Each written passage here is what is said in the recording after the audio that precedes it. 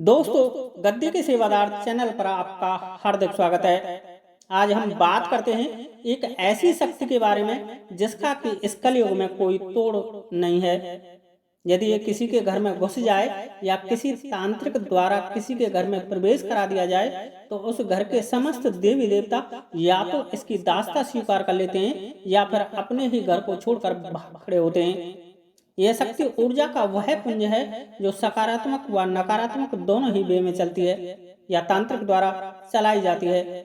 यदि कोई तांत्रिक इसको अच्छे में चला रहा है तो यह वीर रूप में चलाया जाता है और बुरे में छोड़ा जा रहा है तो मसान रूप में छोड़ा जाता है।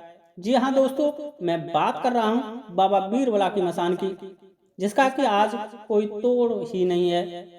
ऐसी कोई शक्ति नहीं जो इनके सामने ना झुकती हो। दरअसल ये मरघट व शमशान की शक्ति है जो सिर्फ माता महाकाली की शक्ति से जगाई व सुलाई जाती है। इस शक्ति की साधना वही व्यक्ति कर सकता है जो गुरुमुखी हो एवं माता महाकाली की साधना कर चुका हो, क्योंकि इस शक्ति को प्राप्त करने के बाद इस पर नियंत्रण होना अति आवश्यक है। नहीं तो यह उस साधक को समय समय पर परेशान करती रहती है, उसका विनाश करती रहती है। कारण है कि यह अकेली ना होकर समस्त मरघट को अपने साथ लेकर के चलती है। इसलिए आपने देखा होगा कि जो भी भगत बाबा बीरबलाकी से काम लेता है वह भगत माता महाकाली के नाम से दरबार जरूर चलाता होगा। बाबा बीरबला की मसान बामन रूपी विद्या के जानकार होते हैं। बामन रूपी विद्या का मतलब दोस्तों शायद आपको ना पता हो तो मैं आपको बता दूं कि हमारी हिंदी वर्णमाला छोटे आ बड़े आ से लेकर क्षैत्य ज्ञा तक जो अक्षर हैं वो किसी न किसी शक्ति के बीज मंत्र हैं। वो हमारे समस्त देवी देवताओं को जागृत करने का एक वर्ण है, एक शब्द है, एक बोली है, एक भाषा है, या सीधे शब्दों में कहूँ तो एक तरीका है देवी देवताओं को अपने पास बुलाने का। और वो समस्त बामन अक्षर की सिद्धि बाबा बीरबलाकी को प्राप्त है। अब आप समझ गए होंगे कि क्यों बाबा बीरबलाकी के आगे समस्त देवी देवता झुक जाते हैं और इनकी बात मानते हैं। तभी तो आपने सुना होगा भक्तों व साधकों के मुंह से कि यदि कोई शक्ति नहीं मान रही है तो ये बच्चे का मोहक रूप धारण करके उस शक्ति को मना लेते हैं। जबकि असल में बात यह है कि इनको पहले से ही उस शक्ति की सिद्धि प्राप्त है। वो शक्ति विवश है इनके सामने झुकने व इनकी बात मानने के लिए, क्योंकि वो इनके वचन से बंधी पड़ी हुई है जब इन्होंने उसकी साधना की थी, जीवित काल में जब ये साधक थे। क्योंकि शक्ति साधक के वाचा पर चलती है। तो अब आपको ये ज्ञात हो गया होगा कि बाबा बीरबलाकी एक अघोरी साधक थे जिन्होंने शमशान की साधना करके बामन विद्याओं को धारण कर रखा था। इसी वजह से इनको आम बोल चाल की भाषा में बामन रूपी खिलाड़ी कहते हैं। अब आप खुद ही सोचिए कि यदि इन्हें किसी घर में बुरे में छोड़ दिया जाए तो उस घर का क्या असर करेंगे और क्यों इनको उस घर से आसानी से नहीं हटाया जा सकता। क्यों हमारी सारी पूजा पाठ आराधना उपासना विफल हो जाती है इनके सामने। क्यों इनके सामने हमारे घर के पितृ कुलदेवी कुलदेवता अपने आप को असहाय महसूस करते हैं। पर क्या ऐसे शक्ति का कोई तोड़ है?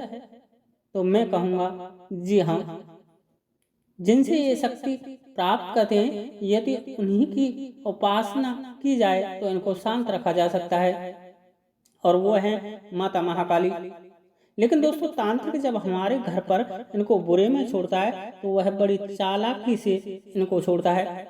वह हमारी कुलदेवी कुलदेवता की शक्ति की काट करने वाले देवी देवताओं को ढूंढता है और इनको उन देवी देवताओं के साथ लगा करके हमारे घर पर भेजता है। अर्थात तांत्रिक हमारी कुलदेवी कुलदेवता की पैठ देखता है कि इनके घर के कुलदेवी कुलदेवता किस शक्ति से शक्ति प्राप्त करते हैं और किस शक्ति से सहयोग प्राप्त करते हैं। उस देवी देवता की काट लगा करके इनको छोड़ता है। उदाहरण के लिए मान लो आपकी कुलदेवी नगरकोट वाली माता है और आपके कुलदेवता बाबा मीरा बादशाह हैं जो कि मुस्लिम पीर हैं। तो तांत्रिक जब इनको छोड़ेगा तो माता नगरकोट व मीरा बादशाह जिसके सामने झुकते हों या जिस शक्ति से वो शक्ति व ताकत प्राप्त करते हों या उनके बराबर की शक्ति कौन है उनको इनके साथ लगा करके आपके घर पर छोड़ेगा।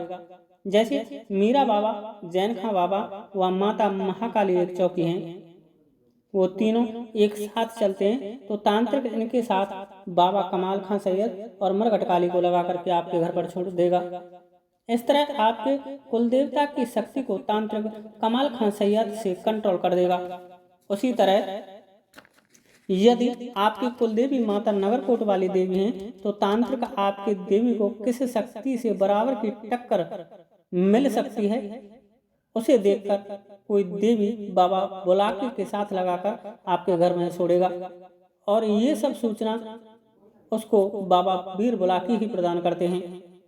वो तांत्रिक बाबा वीर बुलाकी से पूछता है और उसी के अनुसार आपके घर पर बाबा वीर बुलाकी की चौकी भेजता है।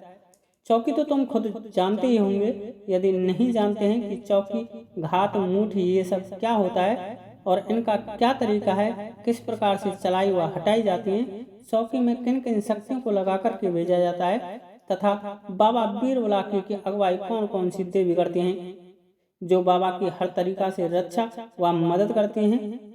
तुम्हारी कुलदेवी किस देवी के सामने भाग खड़ी होती है और यदि तुम अपनी कुलदेवी को बुलाते हो तो क्यों वह कुपित होती है जब आपके घर पर बाबा वीर बुलाकी की चौकी लगी हुई हो।